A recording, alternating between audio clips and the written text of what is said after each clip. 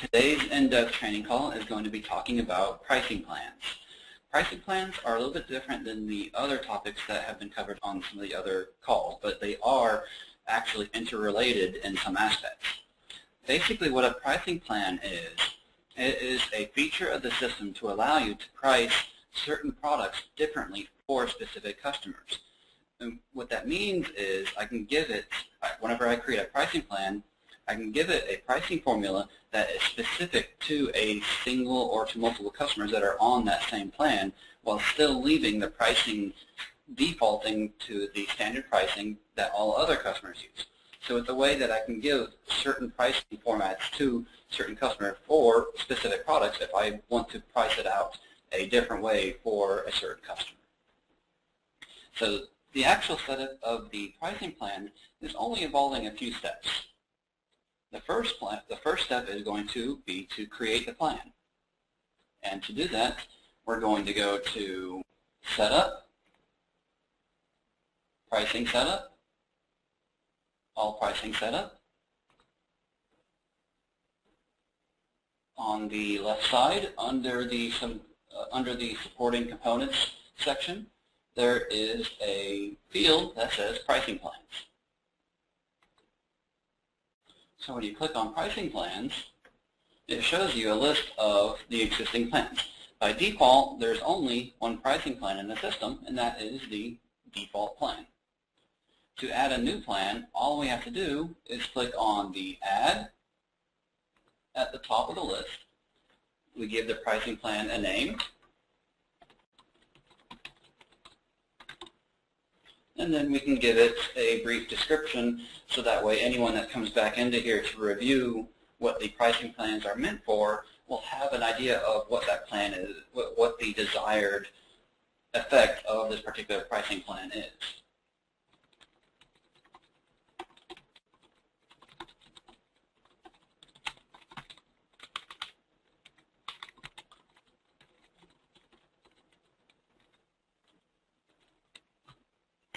Once I have my plan name and my description, I can go and save the plan. And there you go. That's all that it takes to do a new pricing plan. If I want to update the description on a plan, all I have to do is select the plan from the list in the middle, and then I can click on the Edit button, and I can either give the plan a brand new name, or I can just modify the description of the plan.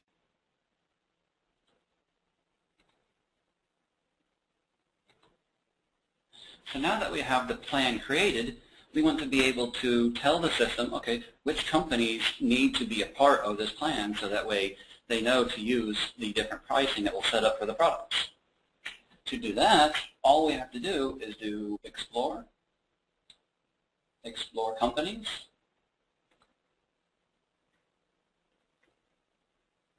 load up my company list,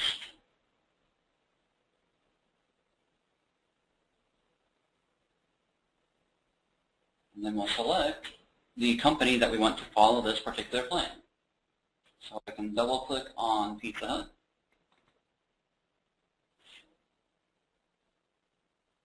I'm going to edit the record. And then once I edit the record, in the top right section, right next to the Edit button, there is a set of 3 options: pricing level, promotion, pricing plan. The level and the promotion were covered on our last in-depth call, so if you want to review those, you can check out that previous video to get information on those. So what we were working on here is the third option, the pricing plan. So all I have to do is pull down the plan here, and that will have a list of the pricing plans that were set up in that previous section. So all I have to do is select, in this case, special pricing, save the company record, tell it the reason for the update,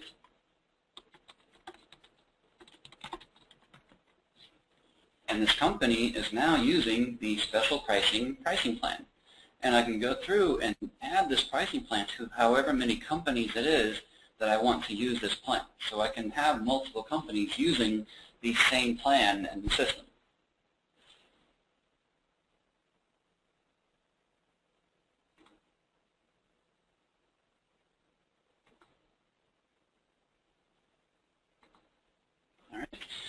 So once we have our plan created, once we have the plan on several company records that we want to use the plan, the last step is to invoke the plan and tell it how these different, how the different products are going to utilize this plan.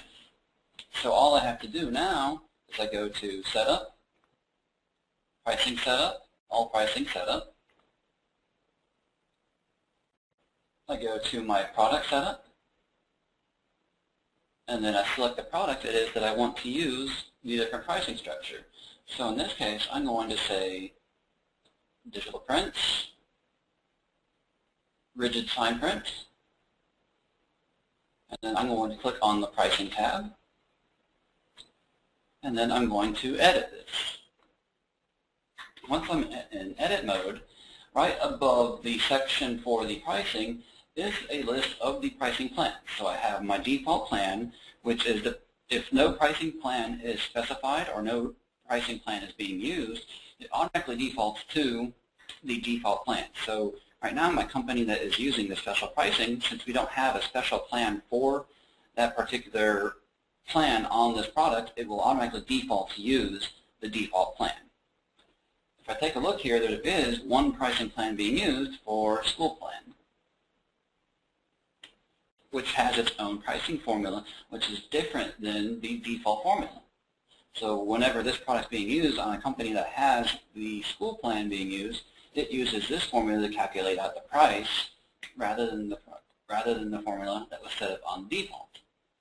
To add a new plan, I just need to click on the New option here, and that will give me a listing of all the pricing plans that haven't yet been set. So all I have to do is select the special pricing and click on OK, and that will add the new tab to be able to allow me to change the pricing. When it adds the new tab, all it does is it defaults from the default plan first. But now I can go into here and tell it however I want to price this. So let's say for this special pricing, my price is going to be $10 times the quantity no matter what. I don't care about the size. I don't care about any value that are picked. I'm charging $10 regardless of any options that we pick. So I can tell it that my price is going to be 10 star quantity. And now I can go ahead and save this. What that means now is for any company that is set to use the special pricing plan, when they do this, whenever they add a rigid sign product, its price will be 10 times quantity instead of area-based, instead of the cost-based. It will use its own function no matter what we put for the values of this particular job. So let's run through an example of this real quick and just to see how it works. So I'm going to say new order,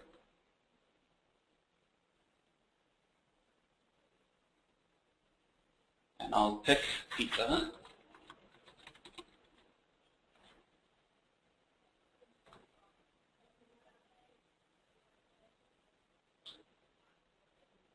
And then digital prints.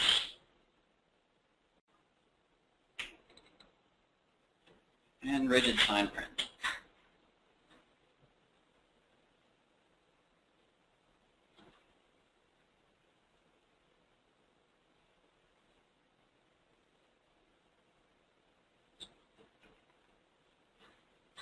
So already we can see up here my price is $10 because my quantity is set to 1. I go through here and I put in different values. My price will still stay be $10 no matter what options I add to this particular job, because that is the way that we set up that particular pricing plan. Change that to 20, it'll be $200 because it's now 20 times 10.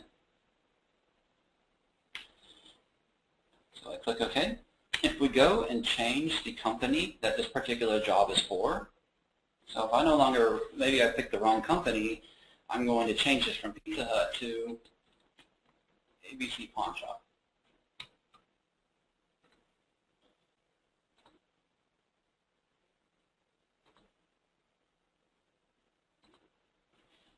What it will do is once you change the company, after telling you all the pricing changes that would occur from changing the company, it'll let you know that the pricing plan is now set to default. So it tells you if you're changing companies that uses a different pricing plan, it'll update that particular plan to use the plan of the new company that you selected, and all the prices will change to reflect the correct pricing for the particular plan. So I'll no longer have a $200 job because I'm not doing $10 times quantity. I'm using the pricing that was set up on the default pricing plan. So using that option, I can have it priced differently for different products for any number of customers that I want to set up the amount of plans for. And that is essentially all there is to the pricing plans.